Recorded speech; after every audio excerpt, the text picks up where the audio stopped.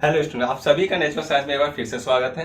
हम लोगों ने चैप्टर नंबर सेकेंड के ऑर्गेनिक केमिस्ट्री के चैप्टर नंबर फर्स्ट का हमने पूरा का पूरा आपको इंट्रोडक्शन और साथ ही साथ उसके कुछ नॉमेनक्लेचर के बारे में बताया हुआ था, जिसमें हम लोग चर्चा किसकी बात कर रहे थे, हैलो एरीन्स की। अब हम बात करते हैं कि हैलो एरीन्स को किस प्रकार से प्राप्त किया जा सकता है, बनाया कैसे जा सकता है, इसकी प्रिपरेशन करने के लिए हम लोग क्या क्या कर सकते हैं। तो मैंने सबसे पहले यहाँ पे ले रखा है। तो अगर प्रिपरेशन आपको हैलो एरीन्स का प्रिपरेशन करना है तो हम इसमें एक ले सकते हैं एरिल हैलाइड्स के द्वारा किस प्रकार से हम इसका प्रिपरेशन कर सकते हैं। तो अगर एरिल हैलाइड का प्रिपरेशन किया जाता है उसमें क्या किया जाता है, न्यूक्लियर हैलोजिनेशन किया जाता है, जिसको हम प्रोसेस के नाम से जानते हैं। प्रोसेस क्या होता है इसका, न्यूक्लियर हैलोजिनेशन होता है। आप हैलोजिनेशन का मतलब जान सकते हैं कि हैलोजन को ऐड करना है। तो हैलोजन को ऐड करने की जो प्रोसेस होती है वो हैलोजिनेशन कहलाती है। तो इस प्रकार कैसे बनेगा ये, अगर आपको hello arenes of aryl halide can be obtained by direct nuclear halogenation. ठीक है, आपको अगर हैलो एरीन बनाना है तो हैलो एरीन बनाने के लिए आपको एरिल हैलाइड जो होगा उस एरिल हैलाइड को बनाने के लिए हम किसी भी तरीके से या कह सकते हैं कि न्यूक्लियर हैलोजिनेशन की प्रोसेस के द्वारा हम आसानी से हैलो एरीन्स प्राप्त कर सकते हैं। इसके लिए आप कोई भी जो रिएक्शन करवाई जाती है इसमें, तो हैलोजन एटम्स जो होता है जो बेंजीन रिंग पर अवेलेबल होगा, उस बेंजीन रिंग के हाइड्रोजन को डायरेक्टली रिप्लेस कर दिया जाता है। किसके द्वारा, हैलोजन के द्वारा रिप्लेस कर दिया जाएगा। इस हैलोजन, आप ध्यान रखिएगा यहाँ पे आप कुछ भी ले सकते हैं, क्लोरीन, ब्रोमीन, आयोडीन या फिर क्लोरीन। तो ये चीज आपको पता होना चाहिए इसमें क्या चीज ऐड करना है। तो आप किसी भी हैलोजन के द्वारा बेंजीन रिंग में पाए जाने वाले हाइड्रोजन एटम को रिप्लेस करके उसे हम डायरेक्टली हैलोजिनेशन प्रोसेस के द्वारा एरिल हैलाइड में कन्वर्ट कर सकते हैं। ये किसके प्रेजेंस में होगा, लेविस एसिड। ध्यान रखिएगा लेविस एसिड जो आपके पास रहेगा, जैसे FeCl3 लिया गया, ऐसे लेविस एसिड लेने हैं जिसके पास हैलोजन कैरियर हो, मतलब उसमें क्लोरीन, फ्लोरीन, ब्रोमीन, आयोडीन वाले कैरियर होने चाहिए, तभी आप इस स्ट्रक्चर को आप पूरा कर सकते हैं या फिर बना सकते हैं। तो यहाँ जो भी लेविस एसिड लिया जाएगा, जैसे मैंने एक ले रहा हूँ FeCl3 या फिर AlCl3 ले सकते हैं, या तो आप किसी भी एक पर्टिकुलर मेटल की बात कर सकते हो। मेटल भी एक प्रकार से लेविस एसिड जैसे व्यवहार करेगा। और कहाँ पे इसको करना पड़ेगा, किसी भी रूम टेम्परेचर पर आप इसे कर सकते हैं। तो मैं आप देख दिया। तो एरिल हैलाइड करने की प्रोसेस होती है when hello arenes of aryl halide can be obtained by direct nuclear halogenation. In the reaction, hydrogen atoms are replaced by halogens in presence of Lewis acid. Lewis acid ये आपके दे रखे हैं examples, FeCl3 Ferris trichloride है, Fe chloride कह सकते हो, aluminium trichloride कह सकते हो, या फिर इसको क्या दिया गया, फेरस। किस पर होना चाहिए, डार्क रूम में होना चाहिए, साथ ही साथ उसमें रूम टेम्परेचर होना चाहिए, तब ये कंप्लीट होती है। तो मैंने ध्यान रखिएगा जो लेविस एसिड लिया जाएगा उसमें हैलोजेंस होने चाहिए। तो आप इसके तरीके से क्या लिख सकते हैं, मैं बोल रखा है, आप फेरस ले सकते हैं। फेरस के साथ साथ आप इसमें अगर बात करते हैं, जैसे हमने लिया FeCl3 ले सकते हैं, या आप लेना चाहें तो FeBr3 ले सकते हैं, या आप लेना चाहें तो FeI3 ले सकते हैं। लेकिन I3 के लिए एक अलग प्रोसीजर चलेगा, उसके लिए बात करेंगे। तो मैं आप ही कोई भी चीज ले सकते, इसको रहने देते हैं। तो ध्यान रखिएगा कि आपके पास लेविस एसिड जो होगा वो हैलोजिनेशन वाला होना चाहिए। आइए अब जानते हैं कि इसको कैसे कर सकते हैं। तो इसके लिए दो चीजें की जा सकती है। पहला क्या किया जा सकता है, जब हम क्लोरीन का बनाना चाहें और ब्रोमीन का। तो ध्यान रखिए, मैं क्लोरो के लिए बनाएंगे और एक बनाएंगे ब्रोमो के लिए। तो पहले बात करते हैं क्लोरो एरीन्स की। तो क्लोरो एरीन्स, क्लोरो एरीन्स कैसे बनाए जा सकते हैं, आप ध्यान रखेंगे कि जैसे ही आपके पास एक बेंजीन रिंग होगी, उस बेंजीन रिंग की सिंपल बात है, बेंजीन रिंग रहेगी। अब इस बेंजीन रिंग पर आप क्या करेंगे, क्लोरीन की वैल्यू ले लेंगे या क्लोरीन जोड़ा जाएगा, क्योंकि हम क्या कर रहे हैं, हैलोजिनेशन कर रहे हैं, तो हैलोजन को ही ऐड करना पड़ेगा। इस हैलोजिनेशन के लिए हम यहाँ पे यूज क्या करेंगे, कैटलिस्ट के रूप में Fe या FeCl3 ले लेंगे। और ये भी बात ध्यान रखिए एनहाइड्रस होना चाहिए। तो एनहाइड्रस होने के लिए आप लिखेंगे एनहाइड्रस। तो एनहाइड्रस अब रहेगा तभी रिएक्ट करेगा। और कहां पे होना चाहिए, इसके लिए रूम टेम्परेचर होना चाहिए। तो रूम टेम्परेचर पे काम करेगा और साथ ही साथ लाइट नहीं होनी चाहिए, डार्क में होना चाहिए, मतलब अंधेरे में होना चाहिए। अगर बाहर रोशनी में करेंगे तो ये फेरस क्लोराइड वो ऑलरेडी रिएक्ट कर जाएगी, जिसके से रिएक्शन कंप्लीट नहीं हो पाएगी। तब होगा क्या, मैंने बता रखा है कि यहाँ पे जो हाइड्रोजन होगा वो क्या करेगा, हाइड्रोजन जब रिप्लेस कर दिया जाएगा तो आपकी रिएक्शन निकल के आ जाएगी क्या, ये बस यहाँ पे आप क्लोरीन ऐड कर देंगे और साथ ही क्या निकाल देंगे, HCl के रूप में कोई एक प्रोडक्ट बाहर निकल आएगा। इसका नाम आप जानते ही हैं, क्या बन जाएगा ये, क्लोरो बेंजीन। ठीक, यहां पे देख सकते हैं ये क्या था हमारा, बेंजीन था, और ये क्या था हमारा, क्लोरीन था। तो बेंजीन को क्लोरीन के साथ जब इसके फेरस फेस क्लोराइड या लेविस एसिड के रिस्पेक्ट में रखा जाता है डार्क रूम और रूम टेम्परेचर पर, तो बदल जाता है क्लोरो बेंजीन में। इसी का एक उल्टा दूसरा ले लेते हैं। अगर हम बात कर लेते हैं यहीं पे,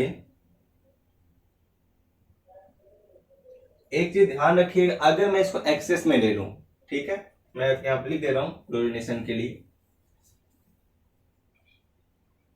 इफ वी यूज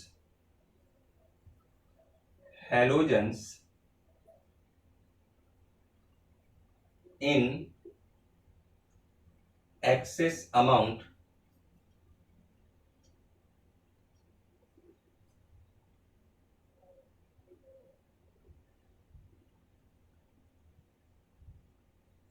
अगर हम इसको एक्सेस अमाउंट में ले लेते हैं तो then the halogen are attach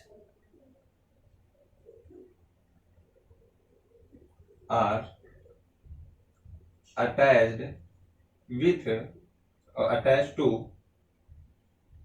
the place in ortho और मेटा पैरा प्लेसेस। अगर आप इसे कहां पर लगाते हैं, हैलोजन्स के यूज एक्सेस अमाउंट में कर लिए जाए तो, एक्सेस अमाउंट का मतलब क्या होता है कि आप यहां पे ऑलरेडी बेंजीन से क्या बना दिया, क्लोरीन बना दिया गया, तो बेंजीन में क्लोरीन जोड़ा गया, क्लोरीन जोड़ने पे क्या बने, क्लोरोबेंजीन, तो ऑलरेडी आपके पास ये है। इसके साथ हम फिर से अगर क्लोरीन मात्रा फिर जोड़ दें तो क्लोरीन मात्रा जोड़ने पर ये कहां पे जुड़ेगा, दो जगह जुड़ेगा, एक जुड़ेगा आपके बेंजीन ऑर्थो पे और एक जुड़ेगा आपके पैरा पे। तो ऑर्थो पैरा पोजीशन पे जोड़ा जा सकता है और जोड़ने के बाद आपका एक नया कंपाउंड निकल के आएगा, जैसे देख सकते हैं ये हमारा है।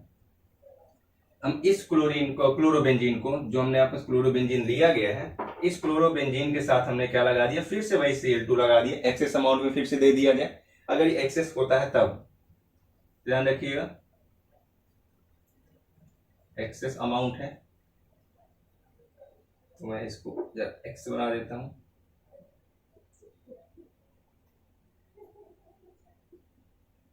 एक्सेस।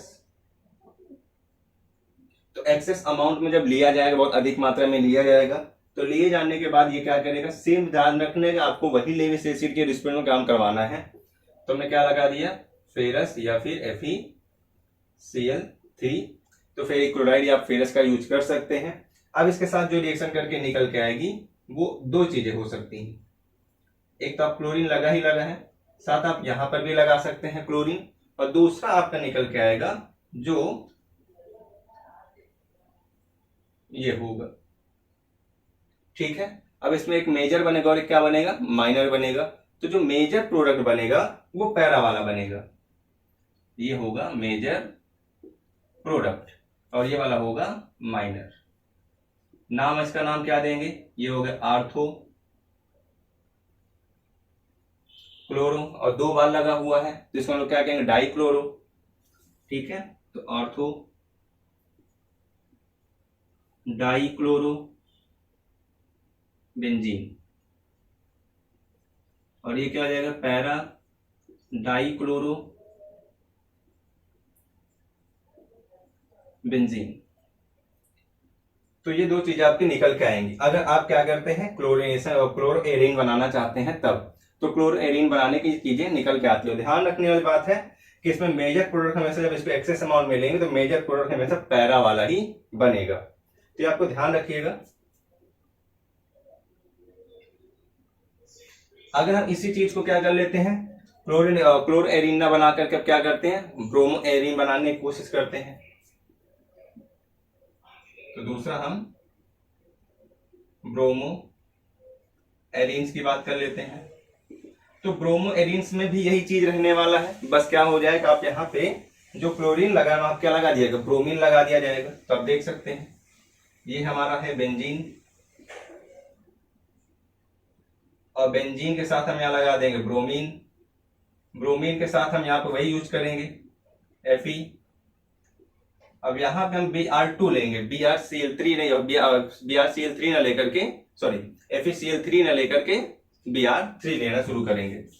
तो जब ये Br3 लिया जाएगा तब इसके साथ ये रिएक्शन करके बनाने वाले हैं। सेम प्रोसीजर, डार्क रूम रहेगा, डार्क रूम होने के साथ साथ यहाँ पे रूम टेम्परेचर ही रहेगा। अब इसका रिएक्शन करके बनाएंगे तो क्या बन जाएगा, ये बनाएगा Br और प्लस HBr। तो ये चीजें निकल के आ जाएंगी।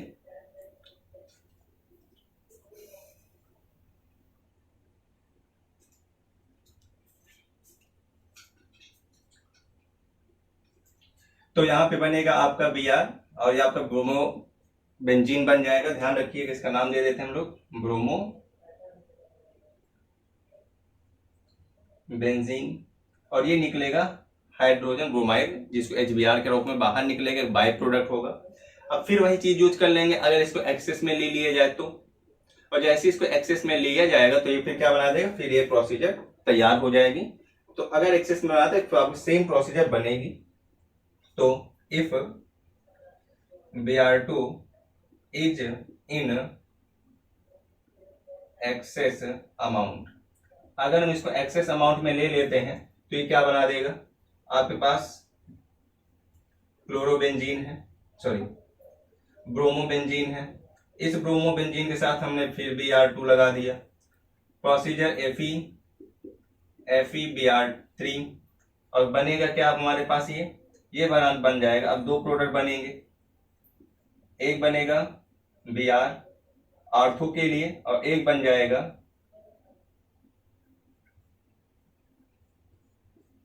Br पैरा के लिए।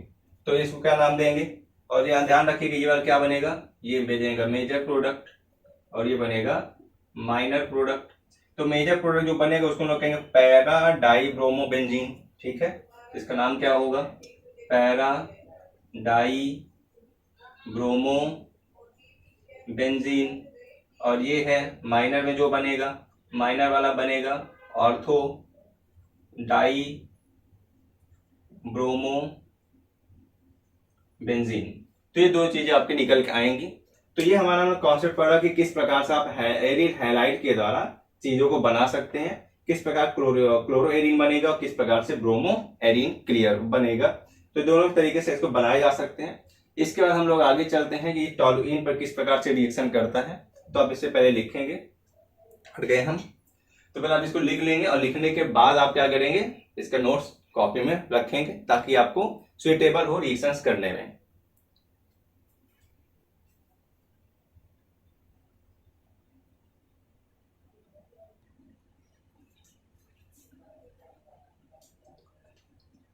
अब हम जो आपको आगे बताने वाले हैं ये एक स्पेशल केस होता है। इस स्पेशल केस के साथ आपको ये डिसाइडेड करने को मिल जाएगा कौन सा प्रोडक्ट किस जगह पे, सॉरी कौन सा हैलोजन ग्रुप किस जगह पे डायरेक्टेड होगा और किस प्लेस पर इसको डायरेक्ट करके लगाया जा सकता है, कौन कौन से इसके लिए ग्रुप्स रिस्पॉन्सिबल होते हैं। तो पहले हम इस केस की बात कर लेते हैं जहां हम लोग बात करेंगे टॉलुइन की, ठीक है।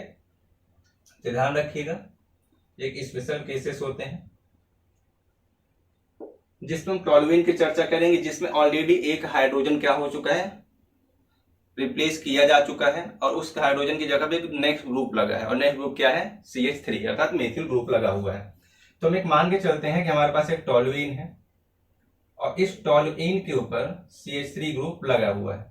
अगर इस CH3 ग्रुप के साथ हम वही चीज करते हैं जो अभी अपने किया एक्सेस वाला पार्ट, अगर हमने एक्सेस वाला पार्ट किया, सपोज दैट हमने यहाँ पे क्लोरीन लगाया, ध्यान रखिए टॉलुइन है, तो टॉलुइन पर जब हम क्लोरीन लगाना चाहेंगे तो सिंपल सी बात है, क्लोरीन किस जगह पे प्लेस होगा, किस जगह डायरेक्टेड होगा, तो डिपेंड करता है यहाँ पाया जाने वाला ग्रुप। जिस प्रकार का वो ग्रुप होगा वो डिसाइड करेगा कि हमको किस प्लेस पर इसको लगवाना है। तो ये जो हैलोजन लगेगा, तो ध्यान रखिए इस हैलोजन को प्लेस करने के लिए इस छोटे से जो लगाया गया जो ग्रुप है, इस ग्रुप के आधार पर ही डिसाइडेड होगा। अब कैसे काम करेगा देख लेते हैं। तो आपका जो टॉल्यूइन है क्लोरीन के साथ रिएक्ट करेगा, वही प्रेजेंसी होगी Fe और FeCl3, क्योंकि हमने क्लोरीन ले रखा, यहाँ पे Cl3 लिया जाएगा। गौर रखिएगा कि यहाँ Cl3 तो यहाँ पे क्लोरीन, ब्रोमीन रहेगा यहाँ पर, तो यहाँ पर भी ब्रोमीन होना चाहिए। डार्क ब्राउन ब्राउन रहेगा सर, इसको सनलाइट में भी कर सकते हो, ज्यादा कुछ करना नहीं होगा। अब होगा क्या इसके अंदर कि ये प्लेस जो आप क्लोरीन लगा रहे हैं, इस क्लोरीन को दो जगह रिप्लेस किया जा सकता है। एक प्लेस कर सकते हैं ऑर्थो पर और एक कर सकते हैं पैरा पे। तो मैं आपको बताया जा चुका है कि जब अगर कोई भी ग्रुप पाया जाए CH3, Na2 और NO2 या COOH, या हम बात कर लेते हैं CHO, कोई भी ग्रुप अगर मिलता है तो उस ग्रुप के आधार पर यहां पर आपको एक मिल जाएगा क्लोरीन यहाँ पे जो ऑर्थो पे पाया जाएगा, और एक मिलेगा क्लोरीन जब आपको मिलेगा पैरा पे। तो ये दो चीजें मिलेंगी। अब आपको बताया जा चुका है कि कौन सा इसमें प्रोडक्ट मेजर होगा।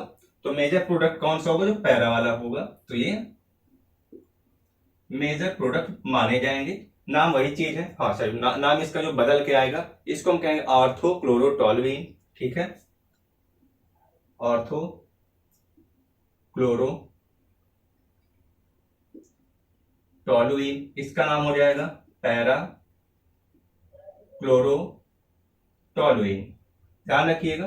तो इस प्रकार से कार्य करते हैं। ठीक है, इसमें मेजर प्रोडक्ट हमेशा पैरा वाला ही बनेगा, जो आपके IIT क्वेश्चन के या फिर नीट के एग्जामिनेशन में पूछे जाते हैं कि मेजर प्रोडक्ट या फिर माइनर प्रोडक्ट क्या निकलते हैं। तो गौर करिएगा कि यहाँ पे ऐसा क्यों किया ये, तो इसको करने के लिए कारण होता है। इस कारण को लोग समझते हैं कि एक्चुअली होता क्या। तो यहाँ पे जो पाया जाने वाला ग्रुप है, इस ग्रुप को हम नाम देते हैं डायरेक्टिव इन्फ्लुएंसेंस। ठीक है, तो नाम क्या होता है इसका, तो पहले हम लोग जान लेते हैं डायरेक्टिव इन्फ्लुएंसेंस होता क्या है।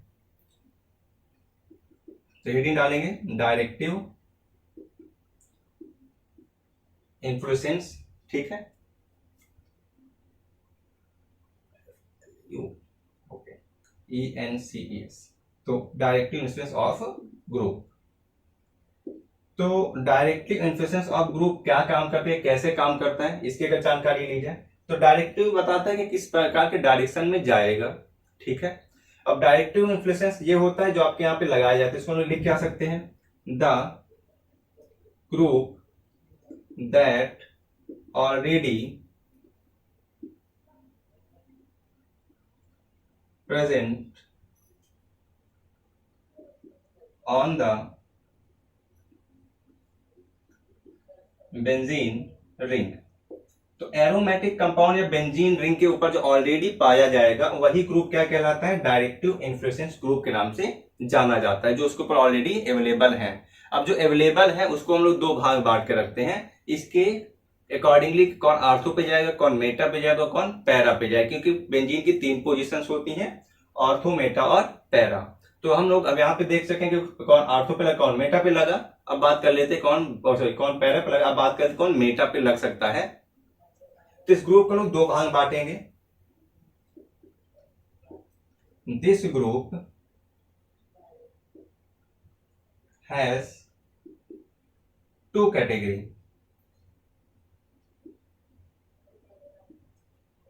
तो दो इसके कैटेगरीज हो जाएंगी। 2 कैटेगरीज कौन कौन सी हैं, पहली कैटेगरी जो आर्थो और पैरा के लिए काम करेगी, और दूसरी कैटेगरी होगी जो केवल मेटा के लिए काम करेगी। ठीक है, तो पहली कैटेगरी हम लोग रखते हैं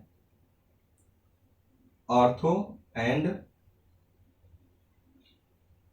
पैरा डायरेक्टिव।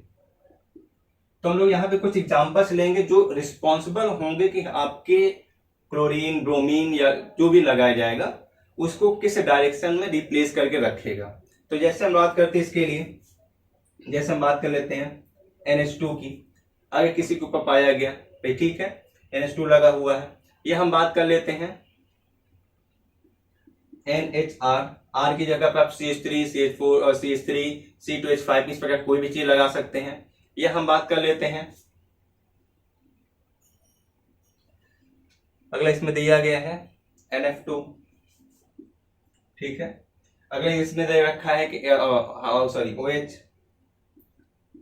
OH लगा सकते हैं, या इसके बाद आप लगा सकते हैं कोई भी एल्किल ग्रुप लगा सकते हैं। अब जैसे इसमें लगा है CH3 ग्रुप लगा हुआ है। या बात कर लेते हैं फ्लोरीन, ब्रोमीन, फ्लोरीन हो सकता है, या क्लोरीन हो सकता है, या ब्रोमीन हो सकता है। इस प्रकार की कोई भी चीज हो सकती है, ठीक है।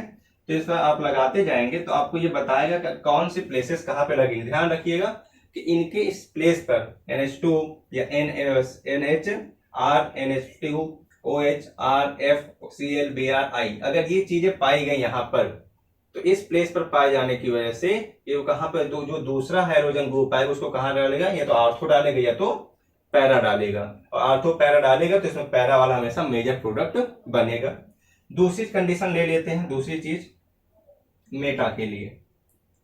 तो मेटा डायरेक्टिव के लिए क्या काम करेगा ये? तो मेटा डायरेक्टिव तब वर्क करेगा जब जिसके पास क्या क्या चीजें होनी चाहिए।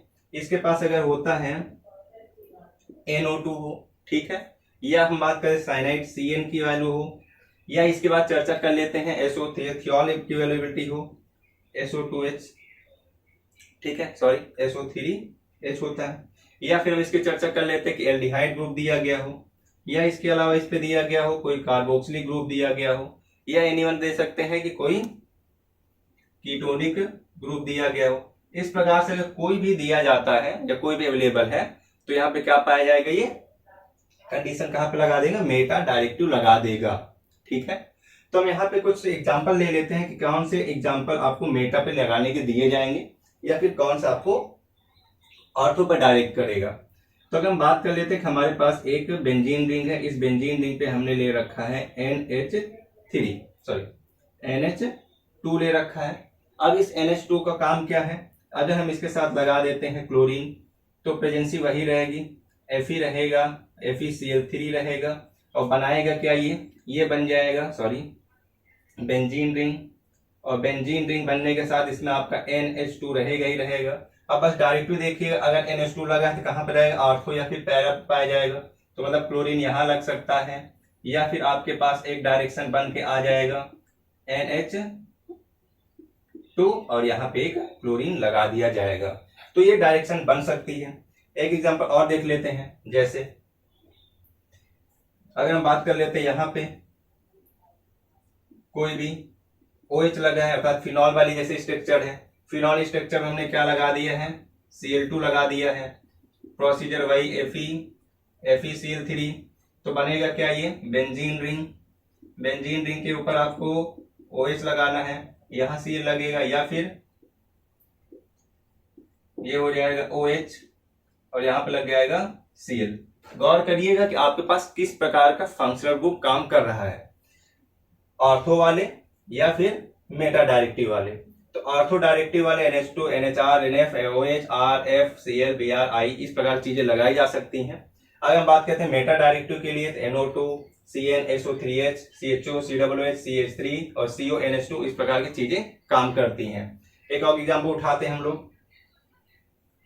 अगर हम कह देते हैं कि आपके पास इसी पर लगा हुआ है CHO, अर्थात कोई एल्डिहाइडिक ग्रुप लगा हुआ है, और एल्डिहाइडिक ग्रुप के साथ हम यहाँ पे जोड़ दे रहे हैं Br2, प्रोसीजर वही रहेगी, FeBr2 रहेगा। अब ये क्या करेगा, सॉरी Br3, अब ये क्या कर देगा, इसको यहाँ पे आपको लगेगा, तो हम यहाँ पे लगाएंगे CHO, और जो आप यहाँ पे डायरेक्टली क्या देख रहे हैं, CHO है। CHO किस प्रकार काम करता है, मेटा के लिए। तो मेटा वाला का ऑर्थो वन मेटा, तो ये बना देगा यहाँ पे Br, यहाँ पे प्लेस होगा, काम खत्म। अब इसके साथ कुछ नहीं बनेगा। तो एक आप यहाँ पे लगा सकते हैं, या फिर इसके दूसरा वाला पार्ट इधर लगा सकते हैं, गौर करिएगा। या फिर ऑर्थो मेटा पैरा, फिर ऑर्थो मेटा, और फिर ये पैरा काम करना शुरू कर देगा। तो यहाँ ऑर्थो आएगा, ये रहेगा मेटा, तो इधर ये बन जाएगा। तो इसको रिएक्शन आप ऐसे भी लिख सकते हो, ये CHO और एक प्रोसीजर लग जाएगी आपको यहाँ। तो इस प्रकार से कोई भी बन सकता है। ध्यान रखिएगा जो ज्यादा दूर रहेगा वही सबसे पहले बनेगा, इसका मेजर प्रोडक्ट ये रहेगा, तो इसका मेजर प्रोडक्ट ये बनने वाला और ये बनेगा माइनर प्रोडक्ट। तो ठीक, आप ध्यान रखिएगा कि एक तरीका और ले लेते हैं। अगर आपके पास एक ग्रुप लिया गया और इस ग्रुप के हमने लगा रखा है COOH लगा रखा है और इसके साथ हमने लगा दिया Cl2, तो क्या बन जाएगा ये Fe और FeCl3 तो रहेगा ही रहेगा। अब कहाँ पे जुड़ेगा, आप COOH लगा रहे हैं, COOH लगा हुआ है तो इसका लोग मेटा पे काम करेगा, मेटा पे करेगा तो मेटा की पोजीशन ये होती है, तो ये वाला पोजीशन मेटा है। तो यहाँ पे क्या हो जाएगा, ये लगाया COOH, यहाँ पे लगा दिया Cl, या फिर क्या लग सकता है OR करके लगा देते हैं, ये यहाँ लगाया COOH और यहाँ पे लगा देंगे Cl, और ये वाला रहेगा मेजर में और ये रहेगा माइनर में। तो ये चीजें बनेंगी। और क्लियरली बात की जाए तो इसका नाम हम सिग्मा से लिख सकते हैं, पोजीशन डिनोट करवानी है, और ये फिनॉल ग्रुप है तो फिनॉल ग्रुप से पढ़ा जाएगा। ठीक है, तो इस प्रकार से इसकी रिएक्शन क्लियर हो सकती है और इस पर इसको बनाया जा सकता है। ध्यान रखिए कौन ऑर्थो पे लेके जाए, कौन सा मेटा डायरेक्टिव करेगा, ये आपके पास ज्ञान ध्यान में होना चाहिए। तो ये सारी चीजें बनेंगी।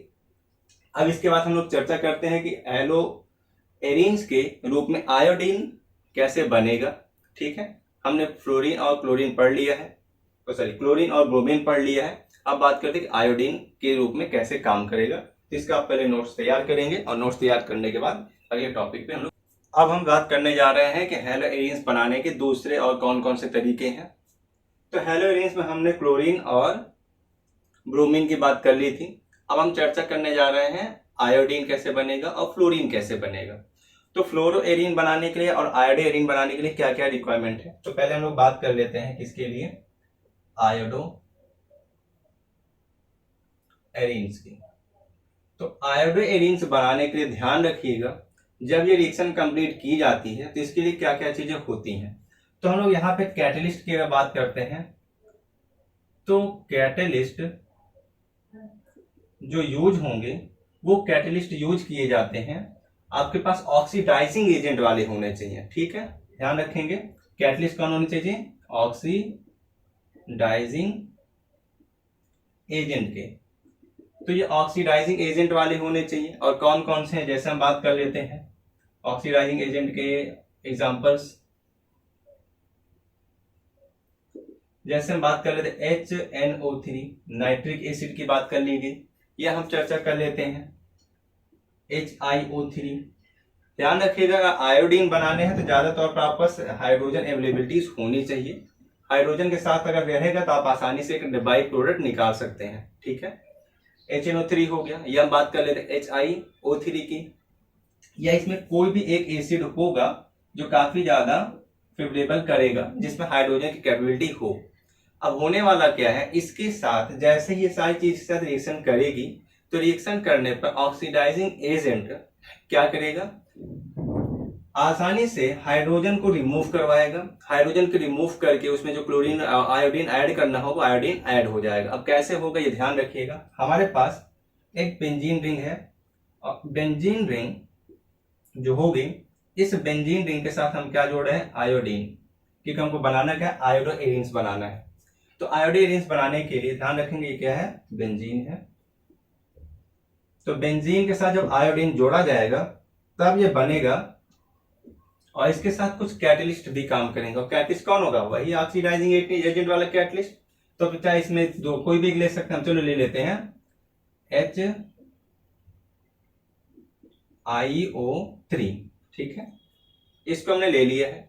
अब जो आयोडिक एसिड है, यानी कि आयोडिक एसिड के नाम से जाना जाता है, तो आयोडिक एसिड जो आपने लिया क्योंकि आयोडीन है, तो इस आयोडिक एसिड के साथ क्या करेगा, ये आपके सबसे पहली कंडीशन कि इस आयोडीन को कहां पे प्लेस कर देगा, सबसे टॉप पर, जिसको हम लोग जनरली पैरा पोजीशन के नाम से जानते हैं। तो इस पैरा पोजीशन पे इसको प्लेस कर देगा, और प्लेस करने के बाद इसका नाम क्या हो जाएगा, आयोडोबेंजीन। तो ये हुआ आयोडोबेंजीन हुआ, और इस आयोडीन बेंजीन के साथ एक बाई प्रोडक्ट निकलेगा जिसका नाम क्या होगा, HI अर्थात हाइड्रोजन आयोडाइड। ठीक है, तो ये जो हाइड्रोजन आयोडाइड निकला ये एक बाई प्रोडक्ट होता है, और इसी बाई प्रोडक्ट के काम है कि ये हाई अगर बाई प्रोडक्ट निकल रहा है तो ध्यान रखिएगा यही बाई प्रोडक्ट जो HI है, यही बाई प्रोडक्ट जब फिर से ऑक्सीडाइजिंग एजेंट के साथ रिएक्ट कर जाता है, तो मतलब किसके साथ हमने रिएक्ट करवाया, HiO3 के साथ। जैसे इसको रिएक्ट करवाएंगे तो रिएक्ट करने पर ये बना देता है आयोडीन, ठीक है, आयोडीन के रूप में निकल आएगा और प्लस निकल आएगा वाटर का अमाउंट, ठीक है। तो आयोडीन और वाटर अमाउंट बन जाते हैं, इसीलिए हम इसको मानते हैं कि ये क्या है, एक रिवर्सिबल रिएक्शन के नाम से काम करती है। ध्यान रखेंगे, मैं लिख लेंगे नोट करके, this type of reaction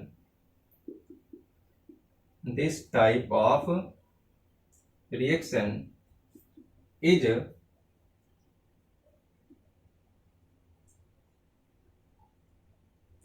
reversible reaction. तो ये एक रिवर्सिबल रिएक्शन होती है और रिवर्सिबल रिएक्शन होने की वजह से फिर से बाद में फिर से वही चीज आयोडीन मिल जाता है, आयोडीन की प्रोडक्टिविटी फिर बन जाती है।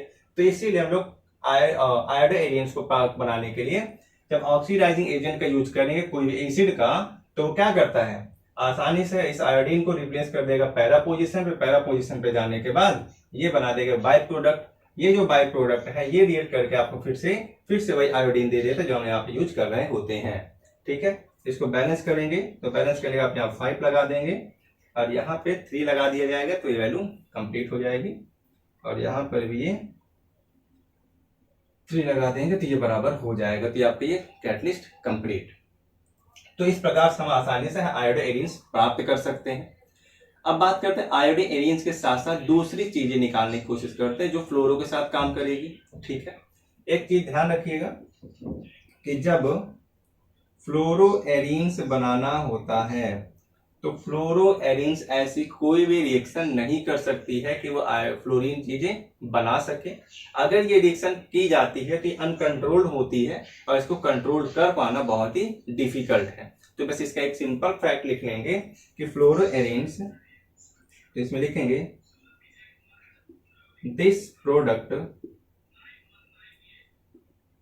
Can not be obtained by nuclear halogenation।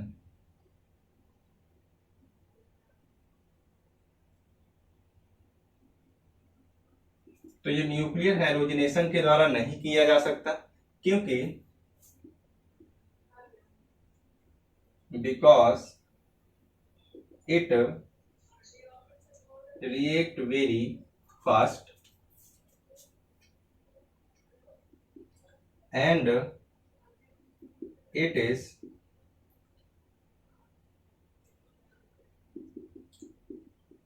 difficult to control। तो इसको बहुत दिक्कत होती है, इसको कंट्रोल करना, बहुत तेजी से रिएक्शन कंप्लीट हो जाती है, इसलिए ये रिएक्शन हम लोग नहीं करवाते हैं। तो ये हमारा हो गया प्रिपरेशन ऑफ हैलो एरियंस जो न्यूक्लियर मेथड से किया गया, अर्थात न्यूक्लियर हैलोजिनेशन से। तो इसके बाद हम लोग आगे चर्चा करेंगे दूसरा तरीका जिसका हम लोग हैलो एरियंस बनाएंगे और किस प्रकार से बनाए जाएंगे। तो इसका अगला टॉपिक पड़ेगा साइड चेन रिएक्शन। तो साइड चेन रिएक्शन क्या है इसके बारे में जानकारी लेने के लिए आप इस नोट्स को तैयार करेंगे और अगले लेक्चर में हम लोग बात करेंगे किस प्रकार से हैलो एरियंस बनाए जा सकते हैं, वो भी साइड चेन रिएक्शन के द्वारा।